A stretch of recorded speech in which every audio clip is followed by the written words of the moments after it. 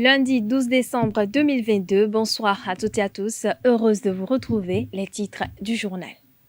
Le ministère de l'Intérieur et de la Sécurité publique a réuni ce jour les responsables des formations politiques régulièrement enregistrées. C'était au Palais des Congrès de Cotonou. Plus de détails dans cette édition.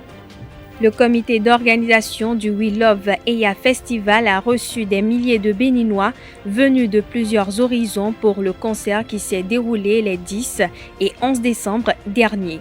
Tenu à la place de l'Amazone à Cotonou, cet événement a été marqué par de diverses prestations d'artistes internationaux. À suivre dans ce 19h les impressions de quelques citoyens béninois sur cet événement. En sport, le comité exécutif de la Fédération béninoise de handball a organisé le samedi 10 et dimanche 11 décembre 2022 un tournoi de beach handball sur la plage de Fidrousset à Cotonou. Des précisions dans un instant.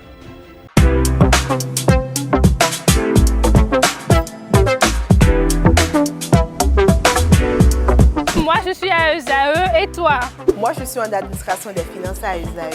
Moi, je suis en diplomatie et relations internationales à ESAE. Moi, je suis en journalisme à ESAE. Émission ici, c'est ESAE. Moi, je suis en communication marketing à ESAE. Moi, je suis en droit à ESAE. Moi, je suis en gestion des ressources humaines à ESAE. Moi, je suis en gestion des marchés publics à ESAE. Moi, je suis en administration du travail et de la sécurité sociale à ESAE. Moi, je suis en sciences économiques à ESAE. Moi, je suis en banque finance à ESAE. Moi, je suis en administration générale à ESAE. Moi, je suis en audit et contrôle de gestion à ESAE. Moi, je suis en sciences juridiques à ESAE. Moi, je suis en administration générale et territoriale à ESAE. Moi, je suis en transport logistique à ESAE. Moi, je suis en gestion des projets à ESAE. Rejoignez-moi, c'est la meilleure université. Nous sommes à ESAE. Rejoignez-nous. À ESAE, l'excellence a un nom.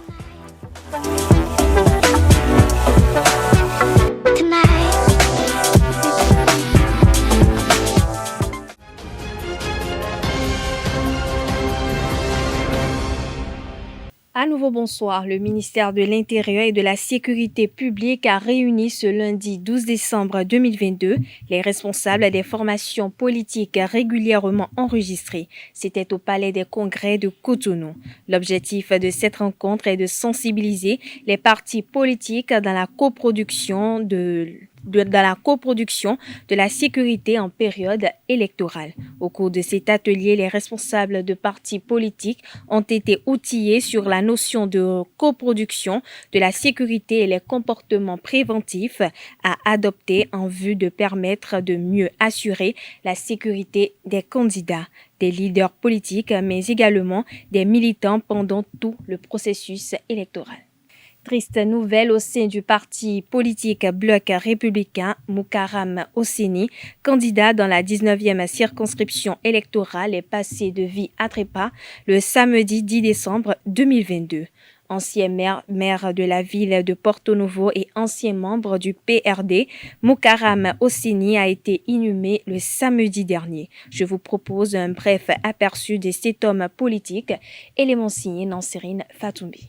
Homme politique béninois, ancien maire de la ville de Porto Novo, Moukaram Osseni n'est plus. Il est décédé le samedi 10 décembre 2022 à l'âge de 55 ans au Centre national hospitalier universitaire HKM de Cotonou suite à une crise. Ancien membre de l'ex-parti du Renouveau démocratique, il a eu à diriger la municipalité de la ville-capitale de 2008 à 2015. En 2013, un différend naît entre lui et son conseil municipal à propos de la construction de l'hôtel de ville, les bus de transport scolaire et l'aménagement de la baie lagunaire.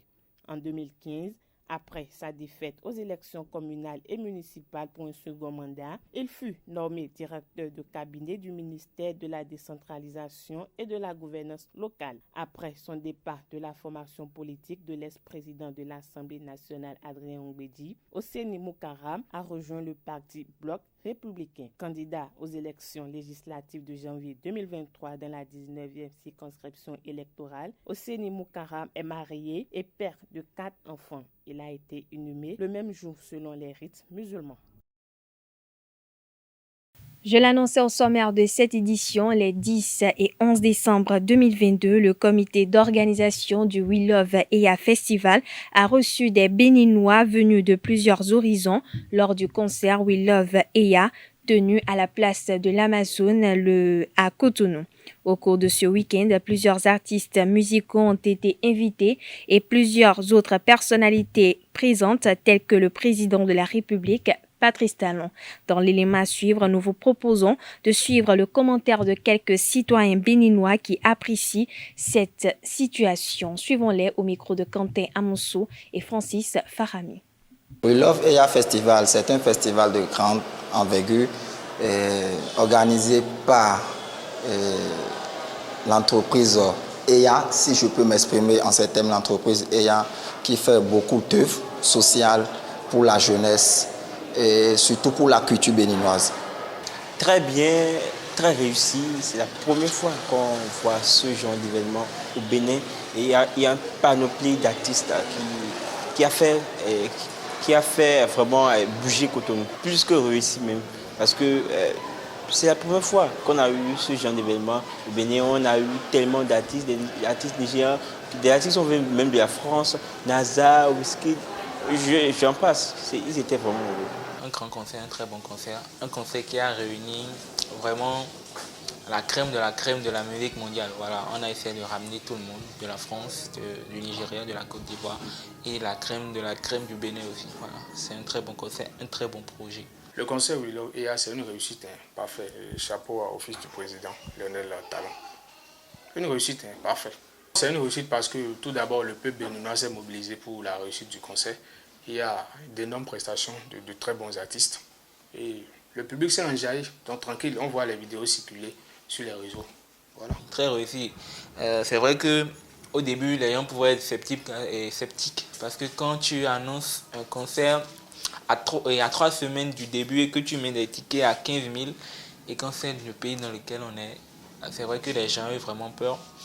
Mais au fur et à mesure, les petits plats ont été mis dans l'écran et ça a été une réussite. On a vu les images et félicitations. Vraiment, quand on voit le chef d'État dans le public, c'est vrai qu'il y aura forcément des gardes là, mais dans le public, comme un citoyen lambda qui est venu suivre le concert, ça fait plaisir, c'est touchant et ça prouve que le chef d'État est avec son peuple et il est en communion avec son peuple. Même si c'est Lionel Talon et il n'invite pas de bons artistes, des artistes vraiment performants qui font vraiment de la bonne musique pour ambiancer les gens, le public ne viendra pas. Du coup, il y a le fait que ça soit Anne Griff, le fils du président, et parce que c'est des bons artistes. Ce sont tous de bons artistes qui ont eu à prester sur le concert. C'était plutôt bien réussi parce que, et aussi grâce à la présence du chef de l'État qui a donné plus d'engouement au jeu, ce chef d'État qui est un homme charismatique, il est partout dans tous les domaines, il se montre partout. C'était une ambiance de ouf. C'était une ambiance de ouf. Bon, avec la présence des artistes de renom comme Niska, Didi B, Naira Malé et bien d'autres, c'était pas mal quand même. Donc c'était un événement bien réussi. Après le travail, il faut aussi trouver un temps pour, je sais pas, profiter au fait du travail, de la dynamique de travail qu'on a engagé toute la semaine. Donc se retrouver un samedi soir, même pour un président de la République, je pense que c'est bien avec son épouse. Encore que l'événement est un événement organisé par son fils, en tout cas par le biais de son fils et son fils à travers son centre communautaire. Donc il a aussi tenu à apporter sa force à son fils qui se lance dans le milieu showbiz, vraiment à travers ce concert-là. Grosse force à lui, c'était très bien. C'est bien, c'est un père qui donne de la force à son enfant, qui profite aussi pour se mettre dans la peau d'un jeune et faire l'ambiance avec tout le monde, quoi. Mon moment préféré dans le spectacle, c'est le passage de Yayowis. C'est mon gars sûr, il est bon. Tous son morceau phare que vous connaissez. Et Tigana Daragate, c'est morceau, ça fait vibrer tout Cotonou, tout l'esplanade de l'Amazon. La chorale Couronne éclatante de l'église protestante méthodiste du Bénin, cité de grâce de Apapa Dodomé, a célébré 30 années d'existence. Cette célébration a été marquée par un concert. Anaël Dohou vous fait le récit. Suivez plutôt. 30 ans déjà qu'elle existe. La chorale Couronne éclatante de l'église protestante méthodiste du Bénin, cité de grâce de Akpakpa Dodoma. Pour célébrer ce jour, un concert pour magnifier le Seigneur et rendre grâce.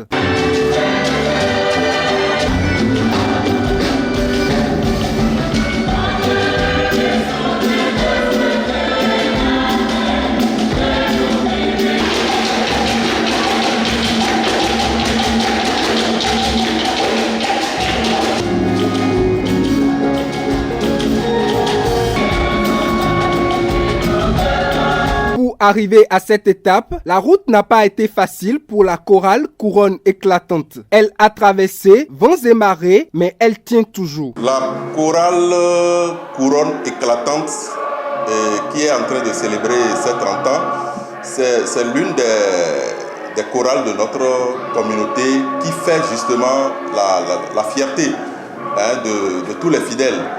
Et c'est une chorale qui a évolué avec des expériences qu'ils ont eu à capitaliser dans le temps et dans l'espace. Et c'est pourquoi il faut noter que ce ne sont pas ceux qui ont commencé cette chorale qui sont forcément en train de célébrer cet anniversaire aujourd'hui. Et ce qu'il faut retenir d'abord, c'est une occasion d'action de grâce à Dieu. Parce que ils ont vécu des temps de joie, mais aussi des temps d'épreuve. Accompagnant la célébration, 2 autres chorales sont venues participer à ce concert. La chorale Rossignol Céleste et la chorale Gospel Voice.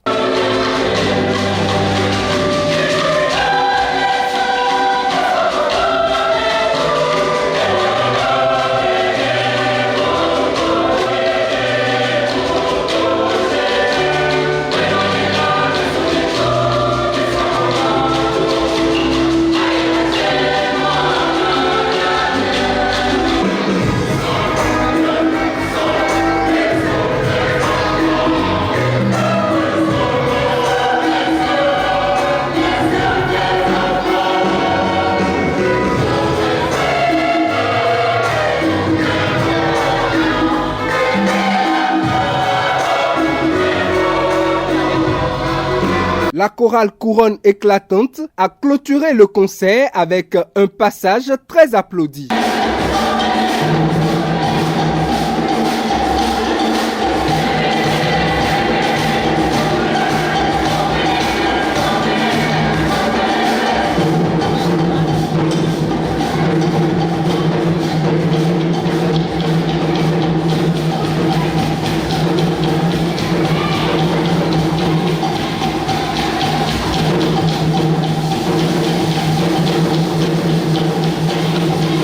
Après cette célébration, la chorale Couronne éclatante va procéder à des réflexions dans le but de grandir davantage et d'impacter sa communauté. Oumako, un arrondissement de la commune de Komé, va vibrer du 13 au 15 janvier 2023 au rythme du Agbadja, la musique du terroir. Ce sera à travers le festival Agbadja authentique de Oumako, la ville d'origine de Kpachavi, le précurseur de ce rythme. L'annonce a été faite par Béranger Sounou, le président du comité d'organisation de la 5e édition. Des propos recueillis par Carles Kitomé. L'édition 2023 de ce festival est en réalité la 5e édition. Et nous avons essayé d'apporter un peu plus d'amélioration à cette édition par rapport aux éditions antérieures. Déjà, pour rentrer dans le vif du sujet, la fête habituellement se fait sur 3 jours. Et là, rien n'a changé. On fera la fête sur 3 jours, à savoir le 13, 14 et le 15 janvier prochain. La première journée, qui est le vendredi 13 janvier, nous annonçons les couleurs avec une grande caravane à travers tout l'arrondissement de Oumako et ses hameaux. Et après cette caravane, par le passé, il n'y avait pas de veillée. Cette fois-ci, il y aura une veillée avec les artistes, la jeunesse et tous ceux qui sont fans d'Agbadja jusqu'à 1h dans la journée de vendredi. Le samedi, il y aura le festival même. Par le passé, on faisait le festival, tous les groupes d'artistes ou groupes folkloriques Agbadja venaient prester à la fête. Cette fois-ci, il n'y aura plus de prestations simples, mais il y aura une compétition entre les groupes d'Agbadja autour de l'arrondissement et de la localité. Et après la prestation, cette compétition, il y aura un jury qui va statuer, délibérer et il y aura remise de trophées. Ce qui est exclusivement consacré pour la journée de samedi. Le dimanche, on finit habituellement le festival par un pique-nique. Cette fois-ci, ce sera la même, sauf que nous aurons plein d'artistes pour pouvoir agrémenter la fête de dimanche. Et je profite pour signaler en amont que le samedi, avant l'ouverture du festival même, il y aura une messe le matin. Et c'est à l'issue de la messe qu'on aura fait une grande procession de l'église vers le site des festivités. On parle football à présent. Coton Football Club a été tenu en échec ce dimanche par Sitatunga 0 but partout lors de la 7e journée de la Ligue professionnelle de football 2022-2023. Pas inspirés, les cotonniers concèdent leur premier match nul à domicile cette saison. C'est un bon prix pour les poulains de Darwis Haïssi. Le débriefing du match avec les deux entraîneurs. On est venu de très loin. Après 3 matchs, 3 défaites successives, et dès qu'on a un point de plus, il va falloir qu'on remercie le Seigneur pour ce qu'il nous a fait. Les regrets, non, pas de trop. Parce que bon, si on avait vraiment dominé des pieds à la tête le match, bon, tu dis tu as des regrets. Je trouve qu'on n'a pas fait le match qu'il fallait. Bon, l'adversaire nous attendait, ils ont été bien en place, ils ont été agressifs quand il fallait. Bon, ils ont gagné du temps aussi en deuxième mi-temps quand il fallait. Bon, mais nous, on n'a pas eu assez de justesse. On a eu trop de petits bobos dans la semaine. Et puis, il y a des joueurs qui ne se sont pas entraînés de quelques jours. Donc, c'est vrai que ça n'a pas été concluant au niveau du rythme, mais aussi surtout au niveau de la circulation du ballon. Et puis, ben, vous savez, hein, je crois que quand il y a Romaric en plus ou Romaric en moins, ce n'est pas la même équipe. Au fur et à mesure que je suis en train de perdre les matchs, j'ai eu un problème. Et j'ai joué sur ce problème-là. C'est un problème du mental. Donc je pense qu'on a laissé les enfants se libérer. On leur a parlé concrètement et on a préparé l'équipe à aller jouer contre une équipe comme toute autre. Et je pense qu'ils ont gardé la leçon et c'est passé. C'est pas que c'est une équipe faible. Hein. Moi, je les ai vus jouer 2 fois. C'est sûr qu'au classement, ils n'avaient pas pris les points non plus. Donc au classement, ils étaient derniers. Mais j'avais trouvé qu'il y avait quand même de la qualité dans cette équipe. Alors aujourd'hui, c'est sûr que notre rythme, nous on n'a pas mis trop de rythme. Et les quelques fois on a pu mettre du rythme, on a été un peu dangereux. Mais on a été vraiment que quelques fois dangereux. Mais je crois que c'est vrai, je les avais un peu prévenus parce que je leur avais dit, les gars, on vient de faire 3 matchs dans la semaine. On était sur la tension, tout le monde était là concentré.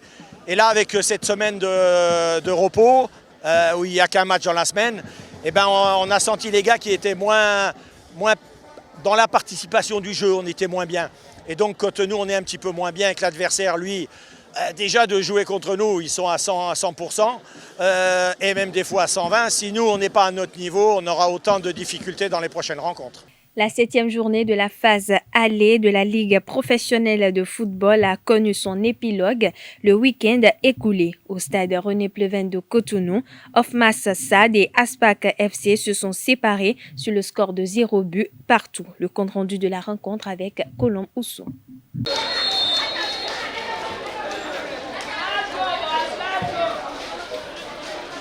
Le choc de la 7e journée de la phase allée de la Ligue Pro de football entre Ofmas Sad et Aspak FC ce samedi a accouché de match nul 0-0. Passe, crochet, roulette, Les deux équipes imposent leur rythme tout au long du match sans pouvoir scorer. Au terme de ce match fade et sans envie, Hofmas Sad et les Portugais s'en sortent avec beaucoup de regrets et rentrent avec 1 point chacun. La prochaine journée, Aspac reçoit les militaires d'Adidja à Tofo et Hofmas Sad en déplacement affronte Aziza FC au campus.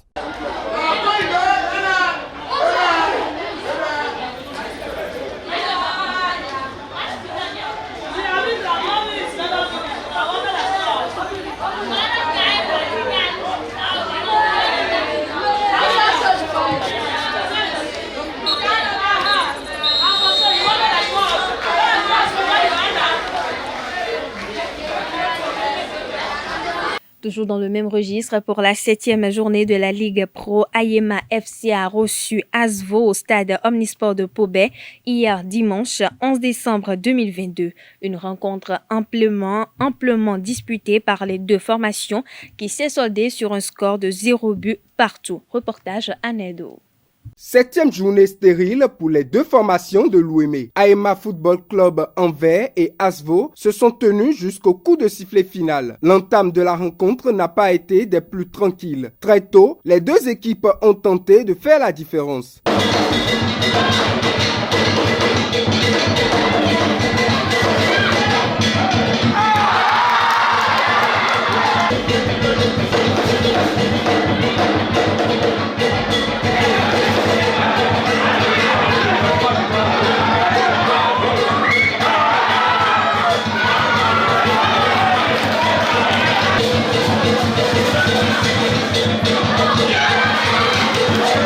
Jusqu'en deuxième période, la solution magique a manqué.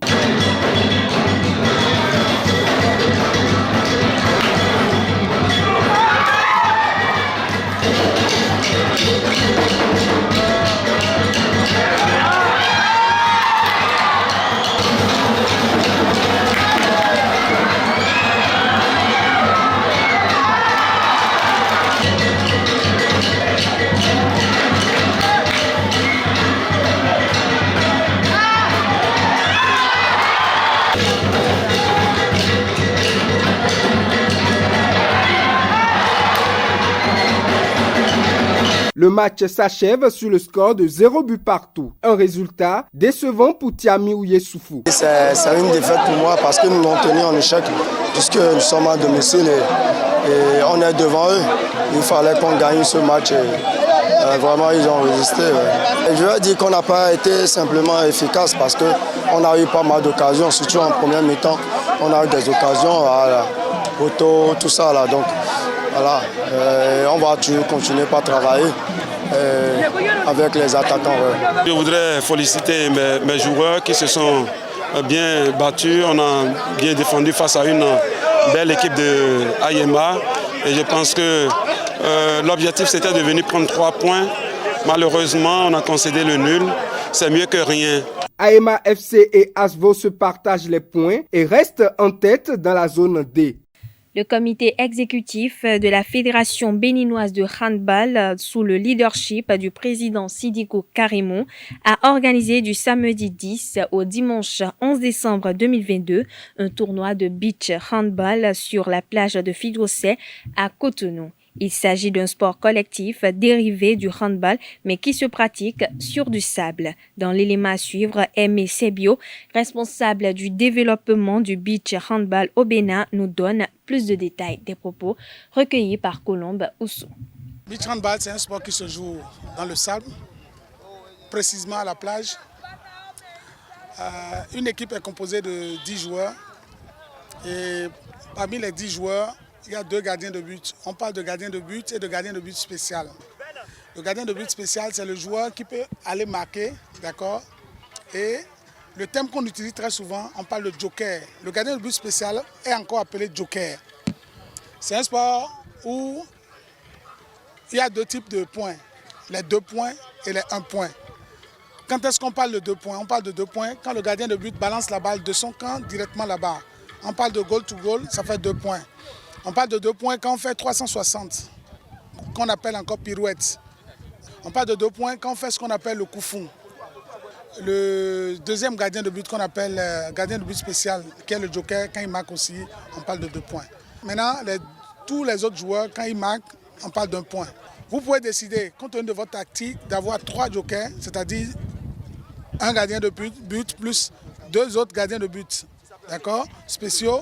Et ces gardiens de but-là sont là pour aller jouer sur le terrain et on parle de joker. Au beach, pour gagner, il faut multiplier les 2 points. L'équipe A qui marque 14 fois, d'accord, mais c'est des 1 point, pendant que l'équipe B marque 12 fois et que c'est des 2 points, ça fait 2 fois 12, ça fait 24, pendant que l'autre a 14 points. Vous voyez, donc l'objectif c'est de marquer les 2 points. Et pour marquer les 2 points, il faut mettre en place des stratégies données. En attaque, vous allez voir un joueur qui est dans un autre maillot différent. C'est ce joueur-là qu'on appelle le gardien de but spécial, qui est le joker. D'accord? Quand il marque, ça fait 2 points.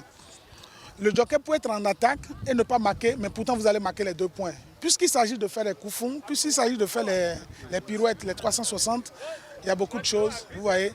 Et la stratégie aussi, quand tu es joker, quand tu finis de marquer, quand tu ne sors pas rapidement, le gardien de but balance goal to goal, ça fait 2 points. Donc c'est des techniques. C'est au fur et à mesure qu'on s'entraîne qu'on finit par maîtriser cette technique-là. Voilà, chers internautes, ainsi prend fin cette édition. Merci pour votre attention. Excellente soirée à toutes et à tous.